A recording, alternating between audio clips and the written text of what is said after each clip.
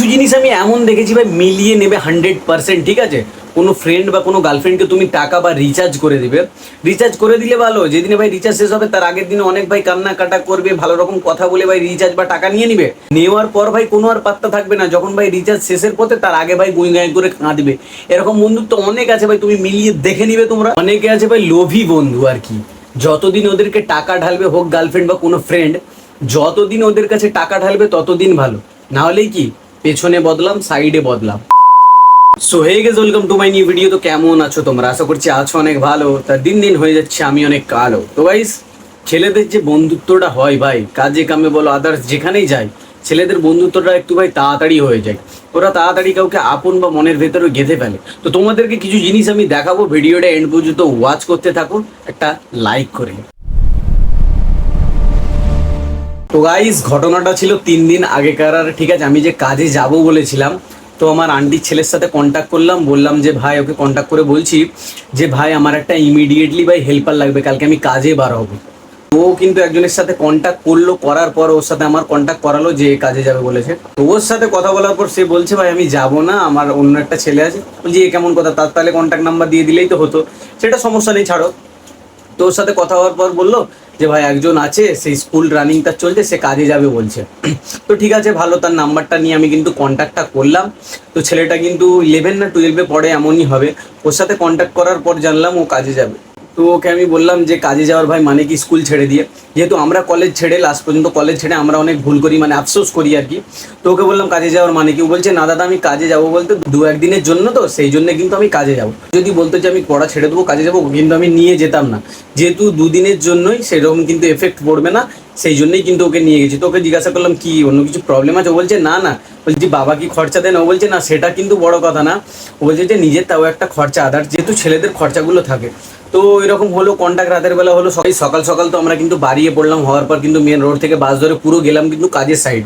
সকাল 6টায় বাড়িয়েছিলাম, সেখানে পৌঁছালাম হচ্ছে 10টা। তো এরকম হলো, কাজের সাইডে কাজ করার পর একদিন কেটে গেল, ওর সাথে ঘুমানো, তো আদার্স সমস্ত সবাই ছিল, খাওয়া দাওয়া একসঙ্গে, রান্না বাড়া সমস্ত কিছু করে কিন্তু একসাথে ঘুমানো হলো। তারপরের দিনে একদিনেরই কাজ ছিল, পাইপলাইনে আমরা টেস্টিং দিয়ে কিন্তু বাড়ি আসলাম। তো আসার পথে যে বাসটা আমরা ধরেছিলাম আবার রিটার্নে, ঠিক আছে, ও আমার পাশে বসে বসে আমার দেখি না কাঁধের উপরে কিন্তু মাথা দিয়ে ঘুমিয়ে পড়েছে। তো ভাই ওর প্রতি না একটা কেমন জানি ভালোবাসা একটা বেড়ে গেল। মানে ছেলেরা, মানে এমনি মানুষ ঘুমন্ত অবস্থায় থাকলে একটা মায়া লাগে, তাই না? তাছাড়া আমরা তো এমনিতে কোনো ভাই ফাই নাই, তো ওর প্রতি একটু ভালোবাসা বেড়ে গেল। বললাম যে ঠিক আছে থাক, ঘুমাক, আমার খুব ভালো লাগলো।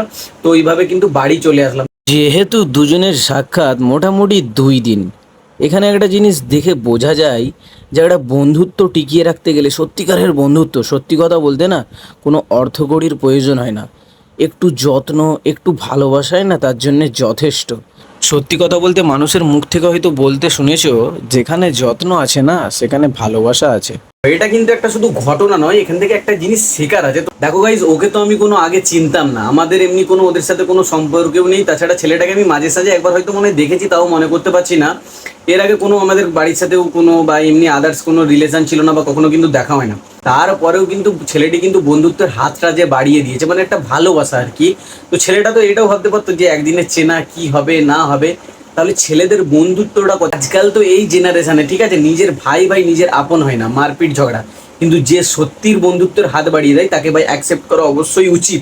এমনি ছেলেদের বন্ধুত্বটা একটু আলাদা টাইপের, ঠিক আছে, ওরা কাজে কামে যাবে, এমনিতে তো মিলেমিশে থাকতে হবে, আপন ওরা এমনিতেই মনের ভেতরে গেঁথে নেয়, ঠিক আছে।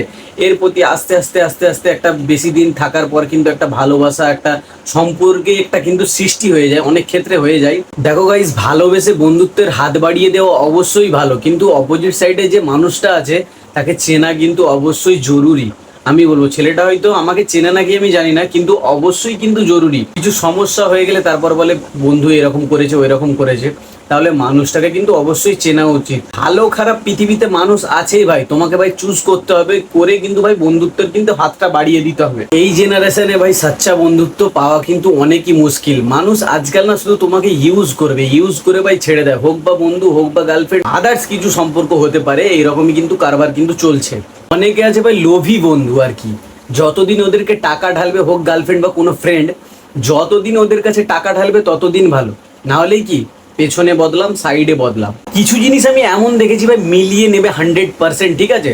কোনো ফ্রেন্ড বা কোনো গার্লফ্রেন্ডকে তুমি টাকা বা রিচার্জ করে দিবে, রিচার্জ করে দিলে ভালো, যেদিনে ভাই রিচার্জ শেষ হবে তার আগের দিনে অনেক ভাই কান্না কাটা করবে, ভালো রকম কথা বলে ভাই রিচার্জ বা টাকা নিয়ে নিবে, নেওয়ার পর ভাই কোনো আর পাত্তা থাকবে না, যখন ভাই রিচার্জ শেষের পথে তার আগে ভাই গুঁই গাঁই করে কাঁদবে। এরকম বন্ধুত্ব অনেক আছে ভাই, তুমি মিলিয়ে দেখে নিবে তোমরা। ওইসব মানুষগুলোকে না আগে লাইফ থেকে ভাই হাঁটাও। নিজে খাটছো, বাবার টাকা দিয়ে ভাই গার্লফ্রেন্ডকে রিচার্জ করে দিচ্ছ, তাহলে কেন? ওদের জন্য নিজের অবনতি কেন ভাই করবে? নিজের বাবার টাকায় রিচার্জ করে দিচ্ছ, তোমাদের ভাই লজ্জা করে না? টাকা সেভ করতে শেখো আর ফ্যামিলির সাথে থাকতে শেখো। হ্যাঁ ভাই, কোনো কোনো ক্ষেত্রে দেখতে পাচ্ছ যে হেভি বেস্ট ফ্রেন্ড আছে, সেও তোমাকে সময় অসময় হেল্প করছে, তুমিও তাকে করতে পারো, সাচ্চা বন্ধু তো যেটা বলতে পারো। তো তাদের ভাই হাত বাড়িয়ে দাও, তাদের হেল্প করার হাত বাড়িয়ে দাও, হেল্প করতে থাকো, সারা জীবন করতে থাকো, আমি কিচ্ছু বলবো না। কিন্তু এইসব মানুষ লাইফে থাকলে আগে কে ভাই ক্লিয়ার করো। তো গাইস, তোমরা কিন্তু কমেন্টে জানাবে তোমাদের যদি হেভি কোনো বেস্ট ফ্রেন্ড থাকে, তাদের নাম কিন্তু অবশ্যই কমেন্টে জানিও। আর তোমাদের সাথে এরকম টাইপের যদি কিছু খারাপ ব্যবহার হয়ে থাকে তাও কিন্তু কমেন্টে জানিও। আর এইরকম ফ্রেন্ড থেকে কিন্তু সাবধান। ভিডিও যদি ভালো লাগে অবশ্যই লাইক করে চ্যানেলটাকে সাবস্ক্রাইব করে বেল নোটিফিকেশন অল করে দিও। দেখা হচ্ছে নেক্সট ভিডিওতে, ততক্ষণের জন্য বাই বাই। আর ফেক ফ্রেন্ড থেকে হতে সাবধান।